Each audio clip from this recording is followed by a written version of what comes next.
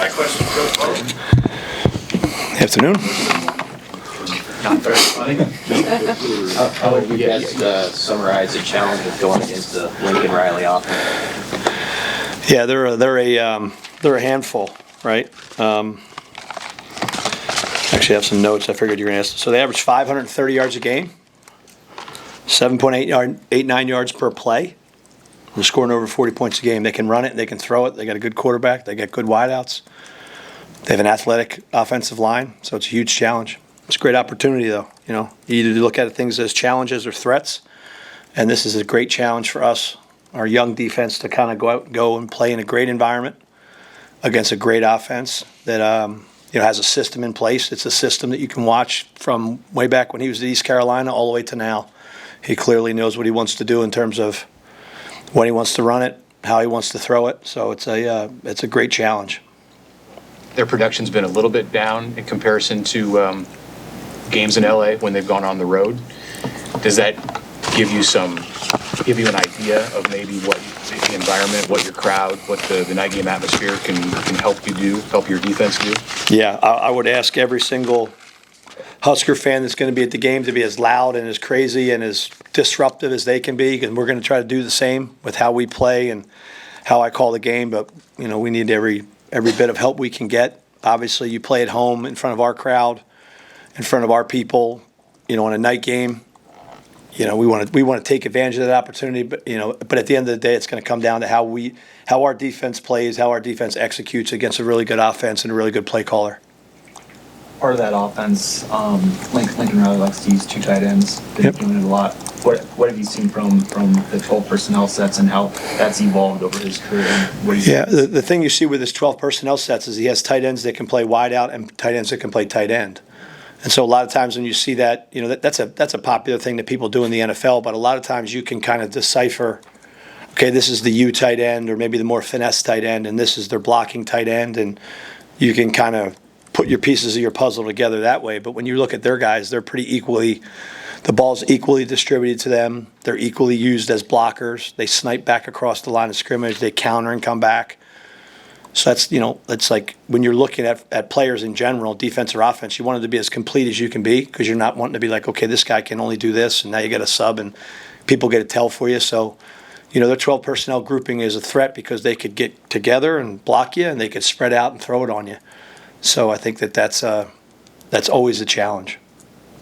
Javin Wright made some big plays at the end of the game. How have you seen him grow this year with more of a normal year? He's about to hit this high snap count for a season. Is that right? Yeah, just like how he's handling it. Yeah, obviously, he made a huge play at the end of the game. Everybody is going to, talk about Marshall making the play because his guy didn't catch it. But, Javin really was the one that affected the quarterback. And when you affect the quarterback, you've heard me talk about it, it's actually you're hitting the guy, you're in his face, you're disrupting his ability to throw it on time.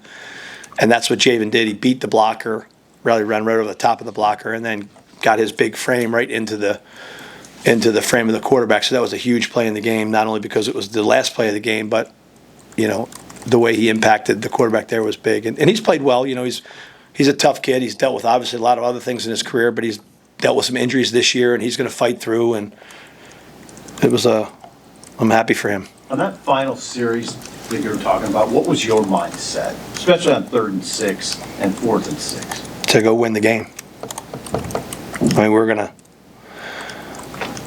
to win the game or we were going to lose the game, but we weren't going to. The outcome wasn't going to be based on anything other than us being very aggressive and making sure that they could answer and respond in that way. So we essentially called two very similar plays, not exactly the same, but very similar on back-to-back plays, and it just is my mindset was we're going to win the game with these calls. Some people may look at it and say you're either going to win or you're going to lose, but my mindset was I had faith in those calls. I had faith in our players to execute them, and I had faith that Marshall was going to be able to cover their top guy. And really on both of those calls, we had a free guy at the quarterback, and that's what you're trying to get. You're trying to get somebody free on the quarterback to get him to throw it before he wants to. The decision came down to, do we double their best player or do we go after the quarterback? And I just felt like we should go after the quarterback on both of them. Obviously, this is a bigger, more meaningful game for Ceyair. What does he mean to this defense, really just this whole team from a leadership standpoint, kind of what this team is looking to build? Yeah, he's been great for us. You know, I think when Ceyair first got here, it was a big-time culture shock just as far as Matt's program and the expectations and the discipline that's required. But he has really bought in and now become a vocal point for our secondary and our defense. And you look back to how he played in that game last year. I've joked with him about them. I said, if you played like that in every single game, you'd be a first-round pick. And he's really played that way for the most part this year. I know he's excited about it, but everybody's excited about it because it's Saturday Night Football. It's again against a great and historical program that's playing very well on offense and a great opportunity for us. So he played well in the game last game when he was targeted, and he knows he's going to be targeted on Saturday, and he's going to have to respond. I know he wasn't the only one, but he was one of the guys that advocated for you to become the coordinator. How much did it mean to you that he was one of the guys that spoke on your behalf when you were looking for Tony's replacement? Well, I think anytime a player, when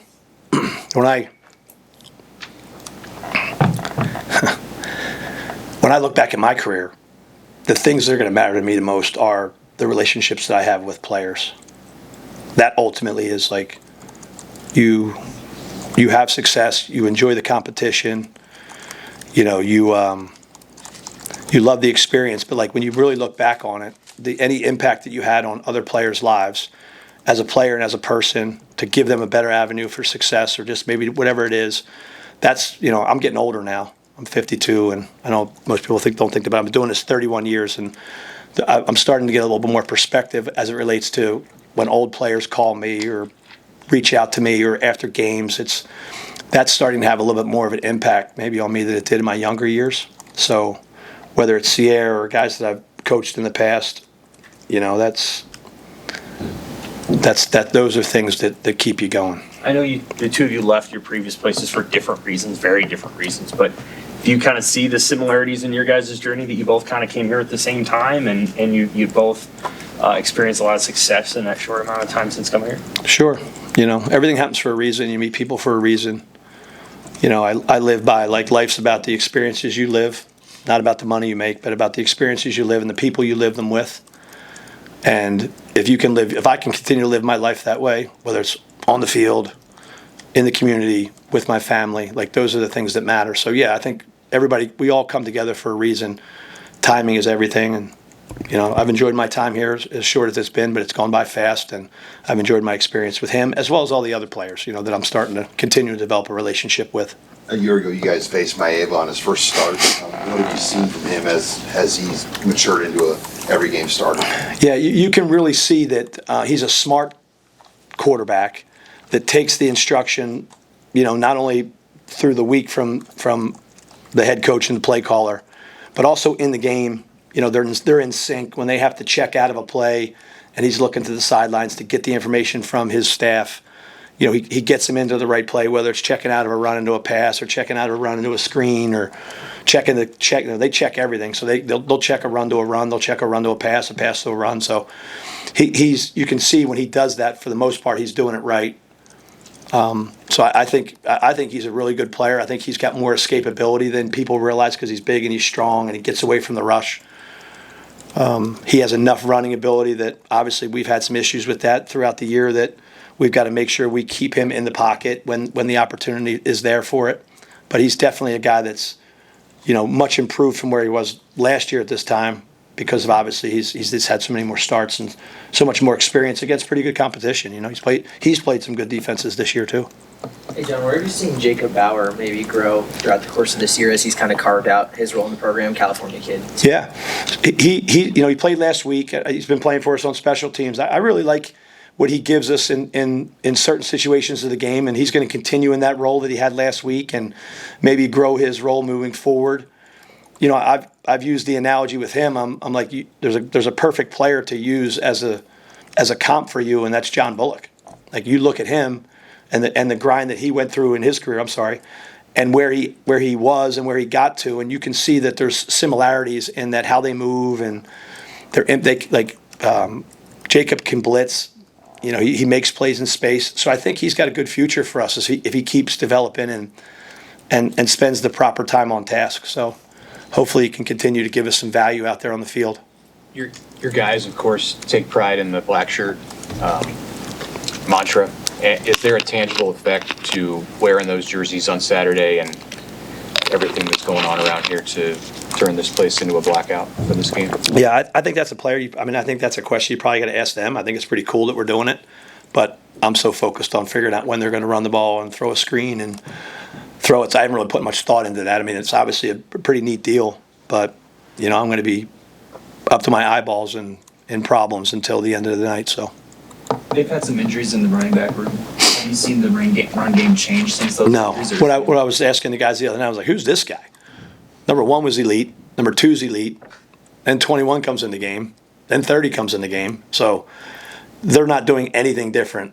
They're running their plays, and there really is not much drop off. Unfortunately, you'd hope that when you get down to the 4th string running back, he wouldn't be as good as the 1st string running back. But USC's always had depth at really almost every position. You look at their roster; they've got, California is a fertile area for football players, and they've got plenty at each position. And the running back room is no exception. They got some dudes. So we're going to have to get as many people around the ball as possible and try to create some takeaways with those guys. Matt says a big message is not playing the brand. How do you just kind of continue to instill that in the defense as well? Yeah, it really comes down to making sure that we have a healthy respect for them and a knowledge of what we think they're going to do. And by Saturday, whether it's 6 o'clock or 6:30, that we've shown them and prepared them enough. But then it comes down to how we play. How hard we play, how physical we play, how our fundamentals are. Are we getting to the ball? Are we taking it away? Are we affecting the quarterback?